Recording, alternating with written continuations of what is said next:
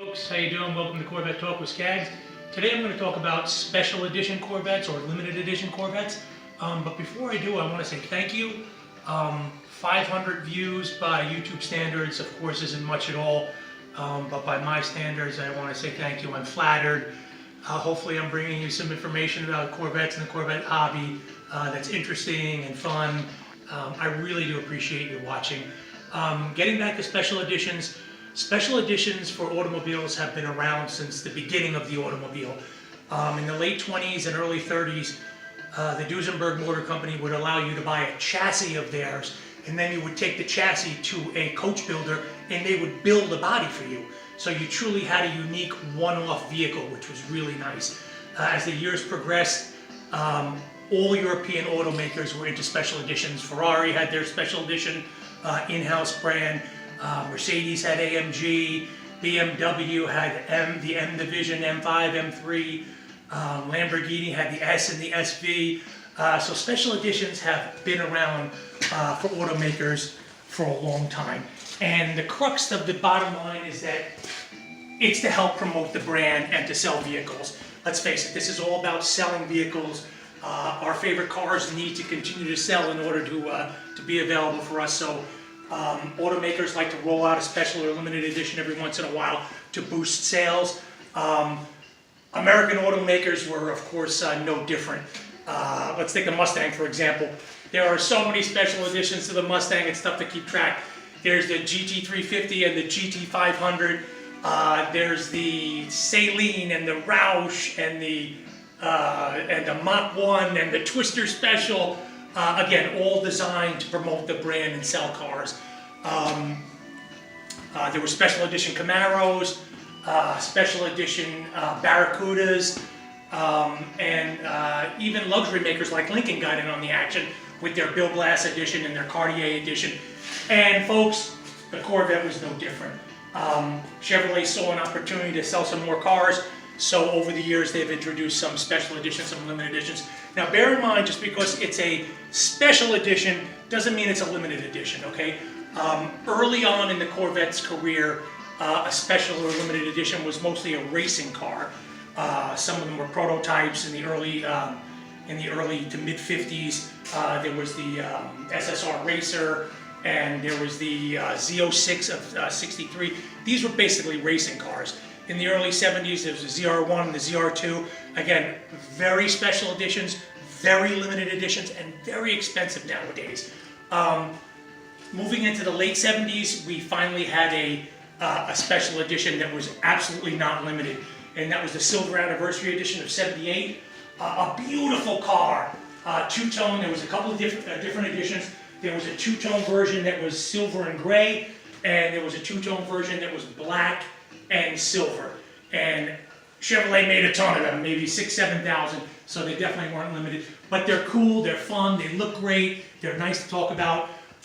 Moving into the 80s, Chevrolet in 82 rolled out the Collector's Edition. Again, definitely not limited edition, because there was almost 7,000 of them made. A beautiful car in a champagne color with neat stripes. Neither one of those cars, the 78 or the 82, had any performance modifications. They were just an appearance package. But they're special today, they were special then, and like you've heard me say in the past, it could enhance your ownership experience. I think they're totally cool. Moving into the C4 edition, Chevrolet went hog wild with the C4 as far as special editions are concerned. Starting in 86, the reintroduction of the convertible. So Chevrolet rolled out a pace car edition, a beautiful pace car edition. I think most of them were either white or yellow, and they had some beautiful pace car graphics on the side. That was the convertible. Then in 88, they had I guess it was called a 35th Anniversary Edition. It was all white, a very nice monochrome vehicle with white wheels and a white interior. Sexy car. Kind of a limited edition. I believe there was 2,000 of them made, so special edition, kind of limited edition. And then in the 90s, you had the 95 pace car, and then of course in 96 you had the beautiful Grand Sport, Admiral Blue, white stripe, a red hash mark, and that was a limited edition, and it was a special edition. That was a performance edition too, because it had a special motor that made some extra horsepower. Moving into the C5, Chevrolet immediately rolled out the pace car edition in '98, which was like a purple and yellow with yellow seats. Neat car, yellow wheels. It's a little over the top for me, but some people like them. It was a limited production, wasn't too many made. Good looking car. I think it's kind of cool.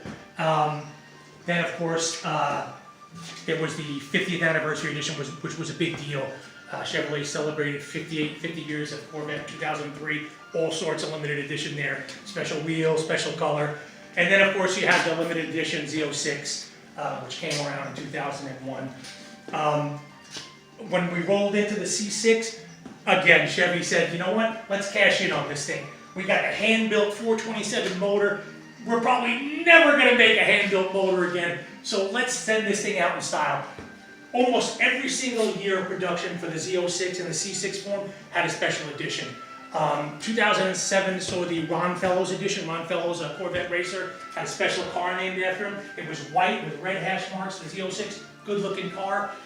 2009 saw the Andy Pilgrim edition, another racer that was crystal red metallic, limited production. I believe there was maybe 2,000 made.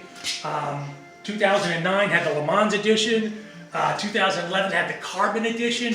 2012 had the Centennial edition, and 2013 had the Going Out edition, which was a beautiful blue, diamond blue with white, very handsome car. Folks, special edition and limited edition Corvettes are just fun. They're a little different. Sometimes they're a little more collectible. They have a little more value. Am I telling you to run out and buy one? Yes, that's exactly what I'm doing. Go get one, write the check, because it's just going to make you happy.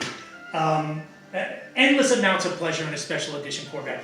To take this episode further, in the next episode I'm going to talk about my market intuition telling me some of those special editions that I feel have some collectible value, as well as I'm going to go in depth into some of the Corvettes that I feel in the market that are now undervalued and could very well be a good deal as far as a future collectible is concerned. Folks, I hope you enjoyed the show. I look forward to doing my next one. Please tune in because you'll learn a little about what I feel is going to be future collectibles in the hobby. Again, I want to thank you for 500 views. Chump change as far as YouTube is concerned. In my world, it means so much to me. I thank you so much. Happy motoring, enjoy your plastic fantastic, and I'll see you next time. Thank you.